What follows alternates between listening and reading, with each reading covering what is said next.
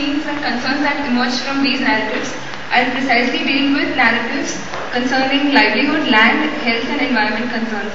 I'm going to read excerpts from narratives which are a part of the report which we presented to you.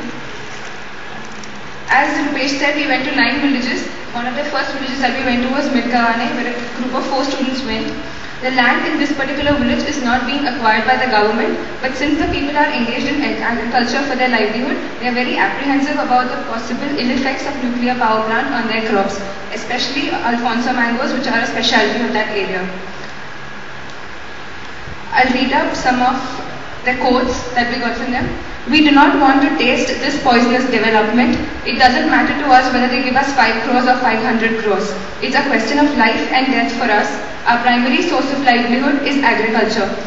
If this project comes up, it would affect our land, our livelihoods. What do we do then? This development is at the cost of our lives. Midgavane is 1.62 kilometers away from Madban. This is what one of the other villagers had to say. This is the first time that a nuclear reactor of this high mega voltage is being built up. Don't they know the dangers? The director of NPCIL says that it is good technology, but is he going to bear the consequences if something goes wrong? We have enough electricity here.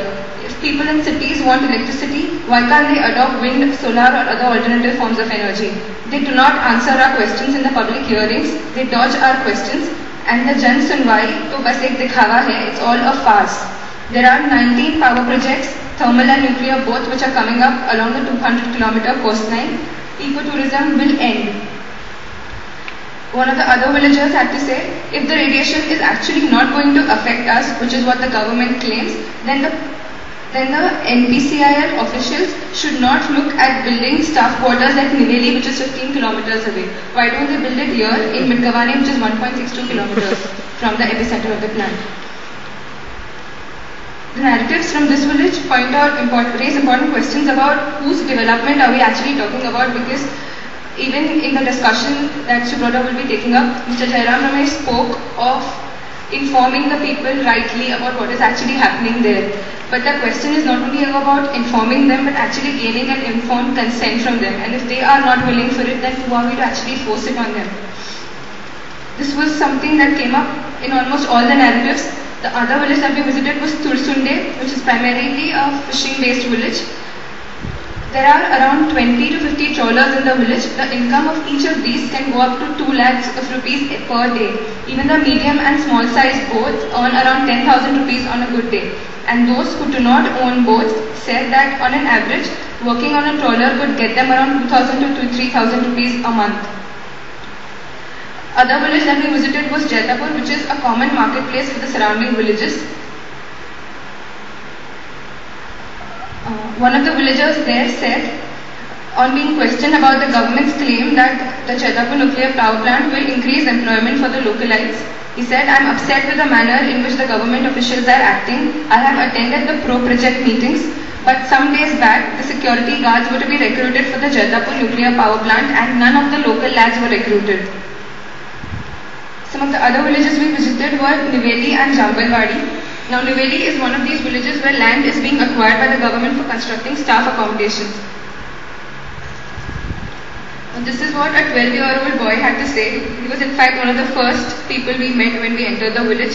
He said, once the land for the staff accommodation is taken, the entire passage for the movement towards his school will be blocked, and he says, my way to school will be then an hour's walk uphill. It will be difficult for my parents to send my sisters and girls all the way down to the school. There was this another elderly villager from Jambul who said that our needs are irrigation, automobile industries, food processing units, which would generate jobs for our people. That is development for us. Konkan is highly sufficient and self-sufficient, and we do not need 10,000 megawatts of electricity that threatens our future generations. The next village that we visited was Madban, which is the epicenter of the proposed project. This is what one of the villagers had to say. None of us residing at Madban work outside the village. Even the smallest farmer in the village earns around 25,000 per annum on his coconut plantations. The area where the proposed plant is going to come up is used by us to graze our cattle. The area surrounding it has paddy fields and mango plantations and is also used for growing pulses. Sakari Nate was another village which is primarily a fisher folk village. With 4,500 fisher folk, the village boasts of 15,000 metric tons of fish per year. This is around 15 kilometers from Madban. A youth who worked as a tempo driver told us a big trawler goes as far as 20 to 30 kilometers in the sea and fetches fish worth rupees 5 to 20 lakhs on a good day. The village is located at a prime location and fishing is a major source of livelihood for the 200 odd small boats in the village. Where will they go? The government, this is something that somebody else, there's a 35-year-old lady who had to say from Sakari Nate. The government is hiding facts from us. The NEERI report said that the output pipes that will release the hot water will be fit under the seabed so that our fishing routes are not disrupted. They haven't told us that the hot water released will harm our fishes and our ecosystem and eventually the economy of this area. The government will provide us land and housing as compensation, that is what they say. But will they provide us with the sea for fishing? This is what a woman in Nate had to say. She heard one of the government officials at a peace meeting that was conducted who said that in fact the hot water would help the fishes grow better and it would actually help you have more nutritious fishes. And this is what she had to say, is that this company thinks we're ignorant and we do not know anything about the ill effects of the project. They think we're illiterate. They have even said that in a public meeting that the fishes will become bigger due to hot water discharge. Now you tell me, what will happen if you put a fish in hot water? It will obviously die and not grow bigger. I know at least this much little science. Horrible. Shame. I'd just like to end with this lady's quote who was from Sakari Nate. She said that, why should we give up on our livelihood and our land for the city people to enjoy non-stop electricity? Are we the scapegoats for the luxuries of the cities, or as the name of the report suggests, are we the refugees for the development that somebody else wishes to force upon us? Salina would talk about repression that was there when we visited the site. When we visited Madban and surrounding villages, section 144 of the Criminal Procedure Code was in place there, imposed on the people. So the kind of repression to protest and organize protests or meetings, these meetings amongst activists and the people there was completely banned. So the people told us that they were not allowed to attend meetings. Police are keeping a check on the normal routes, hence people have started to take alternate routes to attend meetings. The police also pick up men for questioning at night, and this has hampered the peace and harmony of the area. The repression is most cruel in Madban village, which is the site where the plant is going to come up. Praveen Kamakar of Janhit Seva Samiti laments that what kind of a democracy are we talking of when the people's representatives are being kept away, not allowed to interact with the people. The Sarpanch and Deputy Sarpanch have been issued externment notices. 4 cases have been filed against me by the state, says the Sarpanch, and I'm a punch myself. The government is acting in a very inhuman manner with the people. They even filed a case against my son who was in Goa when the protest took place. The police have lodged cases against 151 villagers. 68 villagers have been imprisoned and have been given court summons. The Sarpanch and other members of the Gram Panchayat have been given a notice by the district court to leave the village, says Bikaji, the Sarpanch of Madban village. Further, he informed us how the village women are harassed and pressurized not to protest against the plant. Every time there is a protest, the electricity in our village is cut off, he complained. During the peace meeting in Niveli, an elderly respected villager questioned the state officials and said, I suspect that the police is deliberately inducing violence in the community to scare people away from protesting. Another woman in Sakari Nate told us, after the protest in December, the state government buses have started coming extremely late, and this prevents the children from going to school on time. So it's an inconvenience in matters of education of the children as well. My son reaches college very late and his education is suffering. The state is moving all its machinery to stifle the voices of the people against the plant.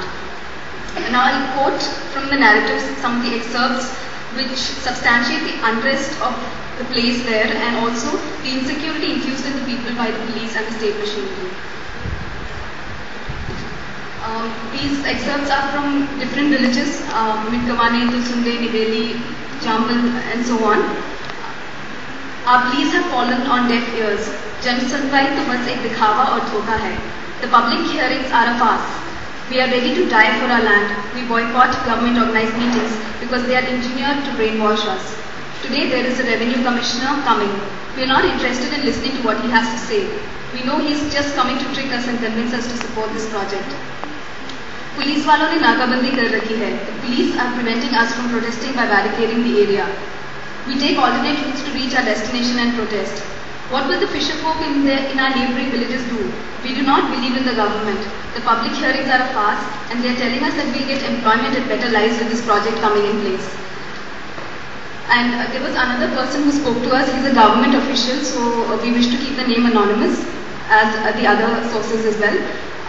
He said that I think this nuclear plant will have an adverse impact on each one of us.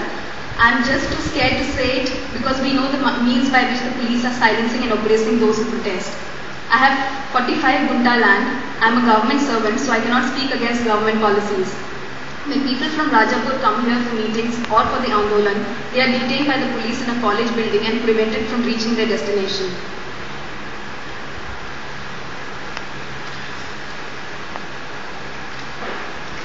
I'll also quote a lady from Madhvan who had said that she took part in the struggle 5 years back, and because her land was being acquired, she was protesting against it. So I'll quote her. Around 60 to 70 women were arrested in that Andolan, and I'm still paying the price for taking part in the struggle. The police issue summons twice or sometimes thrice a month, and I have to visit the Jaitapur police station. There, they just make me sit the entire day and send me back in the evening. Every visit costs me some 200 to 250 rupees. It has been 5 years now. How do I manage the time and money? If the state is working for the betterment of the people, then why are the voices of the people not being heard? Says a lady from Madhvan. I'll just conclude with a final quotation. This is a 12-year-old speaking from Niveli. He says that we cannot witness the destruction of Konkan and we will fight to protect it till the very end. This sort of substantiates that all the retaliation and resistance is coming as part of a reaction of the state machinery and the way it's aggressively pushing the plant through. There were 4 major themes that emerged out of our today visit in Jaitapur. One is the livelihood and health concerns. Most of the people whom we spoke to had these questions, had these fears that what is going to happen to our livelihood and what is going to happen to our health. And it is not just their health that they're bothered about, also the health of the further generations. So these are two major, one of the major themes that emerged. The other emerging themes were one that almost all of them they reject the compensation. Just to quote, we have refused the compensation amount thrice and each time they raised the amount. What the officials do not understand is that we do not want higher compensation. We do not want the project itself. This is what one of the villagers had to say when we interacted with them, especially on the grounds of compensation, because one of the other things that are spreading around in the media as well as other circles is that we're raising the compensation, so the people will accept it now, or the people are struggling for higher compensation. But when we interacted with them, that was not the case. State repression was more or less covered by Salina. That was also one of the themes to conclude. In this, I'd also like to say that the peace meetings that were spoken about, which happened when we were in Jaitapur on the 24th and 25th of December. Those days, the notice for the peace meeting was given 1 day before, and in some of the villages they completely boycotted the peace meetings. So in one of the meetings that we attended, it was just us and 3 other government officials, plus 25 government officials who were on the dais. But still the meeting went on. So that was the kind of peace meetings that happened. One last thing about another very stark theme that emerged was the lack of transparency. Like one of the questions that were raised was about the public hearing for the EIA clearance. Now in this, they say that the report was given 2 days before the public hearing. One, it was only in English, whereas it has to be given in the local language. Now this was also taken up in when we met Mr. Jairam Ramesh in TISS, and when we questioned him about this whole compliance and non-compliance of the EIA rules and regulations for public hearing, he had to say that he actually knows of the first public hearing being a farce, and then he actually wrote back to NPCIL and asked them to conduct a second public hearing. And as of today, this morning when I checked the website, there is no second public hearing minutes of the meeting on the MOAF website also. So that is one.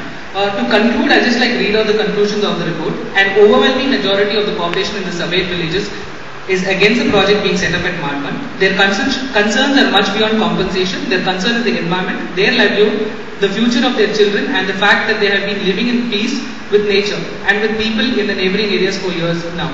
They do not want this to be affected by the proposed project. The state is being secretive, misleading. This was clearly evident in the peace meetings that we attended, which we felt were a sham and on the paper meeting. This nature of the state has led the villagers to organize themselves and protest peacefully. But the state with its oppressive policies is pushing them to the extreme.